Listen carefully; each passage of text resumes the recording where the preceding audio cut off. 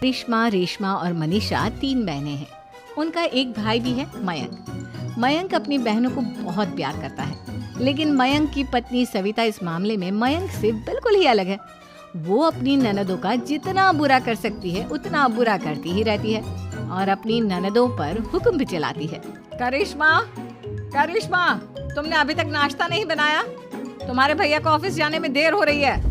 हाँ भाभी, बस अभी बनाती हूँ। करिश्मा, तुम ये ढीलापन छोड़ दो। कल को पराये घर जाना है।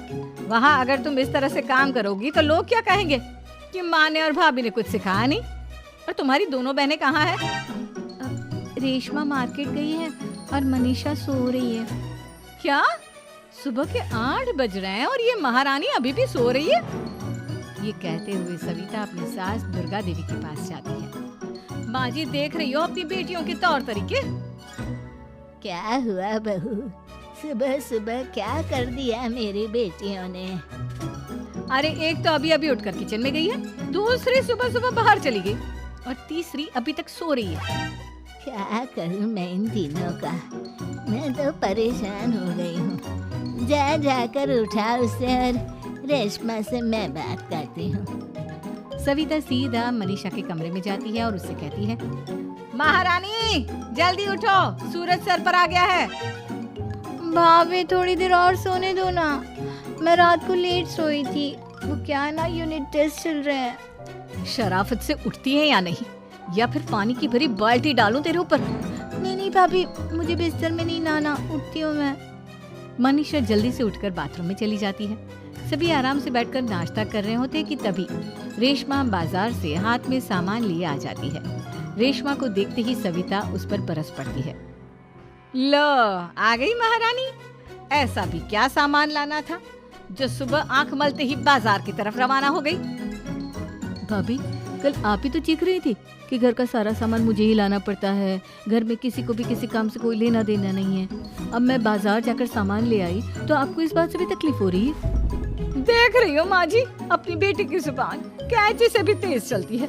और मयंक, आप तो कुछ कहेंगे नहीं अपनी लाडली बहन को? रेशमा, अपनी भाभी से ऐसे बात नहीं करते। चलो माफी मांगो। भैया, मैं क्यों माफी मांगू? आप भाभी से बोलिए ना कि हम पर कम हुक्म चलाया करे। हम इस घर की बेटियां हैं और आपकी पत्नी की ननद है, नौकरानी नहीं। लो कर लो बात। इनकी भलाई के लिए कुछ भी बोलो तो इन्हें बुरा लग जाता है। इस घर में यही इज्जत है मेरी।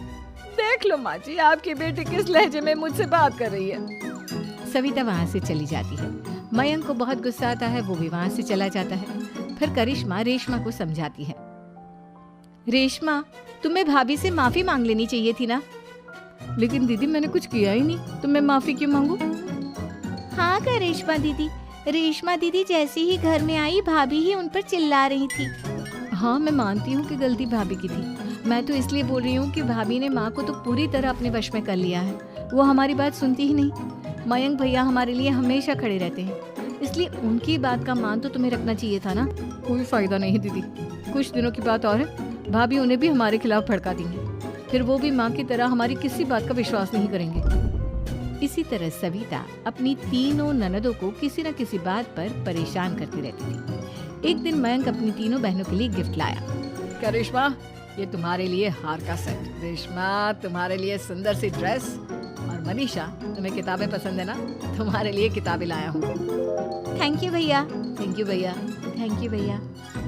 करिश्मा, तुम्हारा नेकलेस कितना सुंदर है। ये भैया कहाँ से ले आए होंगे? मैंने भैया को 3 दिन पहले फोन पर ये डिजाइन दिखाया था और आज भैया ये ले आए। सविता तो अपनी ननदों के गिफ्ट्स देखकर जल गई और करिश्मा का नेकलेस तो उसे भी बहुत पसंद आया था। अपनी बहनों के लिए कितना अच्छा नेकलेस लेकर आए हैं, मुझे कभी कोई गिफ्ट नहीं दिया। मैं आज ही ये हार चुरा लूंगी। रात में सविता करिश्मा का हार चुरा लेती है और इसी तरह उसे अपनी ननदों की जो भी चीज अच्छी लगती वो उसे मांगती नहीं, बल्कि रात के अंधेरे में चुरा लेती। इसी तरह दिन बीतते गए और सविता ने मयंक के दिल में भी उसकी बहनों के लिए नफरत पैदा कर दी। एक दिन मयंक ने करिश्मा और रेशमा के लिए रिश्ता देखा और ये बात उसने घर में सबको बताई। माँ, करिश्मा और रेशमा के लिए बहुत अच्छा रिश्ता आया है।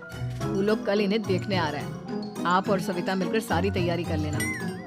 ये सुनकर करिश्मा और रेशमा खुश हो जाती है, लेकिन सविता सोचती है, अगर इन दोनों बहनों की शादी हो गई तो घर और बाहर का काम कौन करेगा? मनीषा तो एक नंबर की कामचोर है, उससे तो किसी बात की उम्मीद लगाना ही बेकार है। मुझे इस शादी को रोकना होगा। अगले दिन सभी लड़के वालों के स्वागत की तैयारी करने में लगे होते हैं। तभी मयंक अपनी बहनों से आकर कहता है, तैयार हो गई तुम दोनों? देखो दोनों लड़के बहुत अच्छे हैं, मैं कोई कसर नहीं छोड़ना चाहता, इसलिए तुम उनके सामने अच्छे से बिहेव करना और अपनी भाभी से लड़ने मत लग जाना। करिश्मा, तुम वो नेकलेस पहन लो ना जो मैं तुम्हारे लिए लाया था। भैया मैं बहुत देर से वो नेकलेस ढूंढ रही हूँ, लेकिन मुझे मिल ही नहीं रहा। क्या तुमने नेकलेस खो दिया? तुम्हें पता भी है वो कितना महंगा था? तुम कोई काम ढंग से नहीं कर सकती। मयंक गुस्से में वहां से चला जाता है। थोड़ी देर बाद लड़के वाले भी आ जाते हैं। वो दोनों बहनों को पसंद कर लेते हैं और रिश्ता पक्का हो जाता है। लेकिन सविता के दिमाग में तो कुछ और ही खिचड़ी पक रही थी। वो पंडित जी के पास करिश्मा की कुंडली लेकर जाती है और उन्हें पैसे देकर करिश्मा की कुंडली बदलवा देती है। जब लड़के वालों के पास करिश्मा की कुंडली जाती है तो वो दुर्गा को फोन करते हैं। बहन जी, हमने करिश्मा की कुंडली अपने पंडित जी को दिखाई थी। आपकी बेटी की कुंडली नहीं बल्कि दोषों का पिटारा है। देखिए, मैं और मेरे पति इन सब बातों में बहुत विश्वास करते हैं, इसलिए हम आपकी बेटी से अपने बेटे की शादी नहीं करा सकते। इस तरह करिश्मा का रिश्ता टूट जाता है और सभी घर वालों को बहुत दुख होता है। अब कविता सोचती है, चलो करिश्मा का तो रिश्ता टूट गया, अब रेशमा का भी रिश्ता तोड़ना है। क्या करूं? अब सविता आवाज बदलकर किसी अननोन नंबर से रेशमा के होने वाले ससुराल में फोन करती है। हेलो, मैं कौन हूँ कौन नहीं ये आपके लिए जानना जरूरी नहीं, बस इतना सुन लो कि रेशमा का 2 साल से किसी के साथ अफेयर चल रहा है। बस रेशमा का रिश्ता तोड़वाने के लिए सविता का इतना कहना काफी था। अब रेशमा का भी रिश्ता टूट गया। मयंक और दुर्गा देवी ने रेशमा को खूब खरी खोटी सुनाई और उससे बार बार उस लड़के के बारे में पूछने लगी। आप दोनों मुझे क्यों परेशान कर रहे हो? अरे कोई लड़का होगा मेरी लाइफ में तो मैं बताऊंगी ना, जब कोई है ही नहीं तो कहाँ से लाऊं मैं कोई लड़का? तो तेरे होने वाले ससुराल वालों को फोन किसने किया था? माँ मैं नहीं जानती किसने फोन किया था, मैं सच कह रही हूँ। मैं तो पहले ही कह रही थी इसकी लगाम खींच कर रखो, लेकिन मेरी सुनता ही कौन है। आप चुप रहिए भाभी, ये सब आपका ही किया धरा है।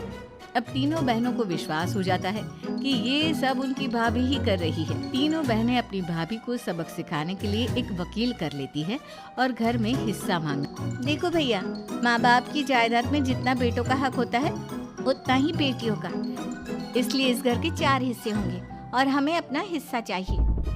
मैंने तुम्हारे लिए क्या क्या नहीं किया और तुम इस घर में हिस्सा मांग रही हो?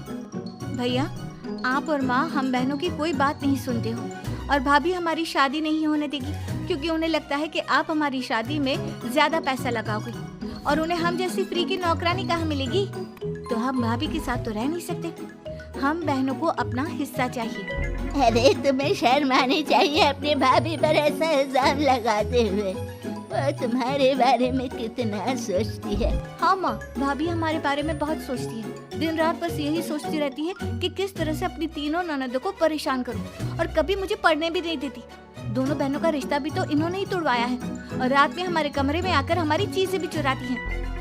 इसी तरह सविता की तीनों ननदें अपनी बात पर अड़ी रही। अब कोर्ट में तारीख भी शुरू हो गई। जब सविता को लगा कि उसकी तीनों ननद इतनी आसानी से नहीं मानने वाली, तो उसने अपने पति और सास को सारी सच्चाई बता दी और अपनी तीनों ननद से माफी मांगी। मयंक और दुर्गा को भी अपनी गलती का एहसास हो गया। अब सविता खुद करिश्मा और रेशमा के लिए अच्छा रिश्ता ढूंढती है और उनकी शादी करवाती है।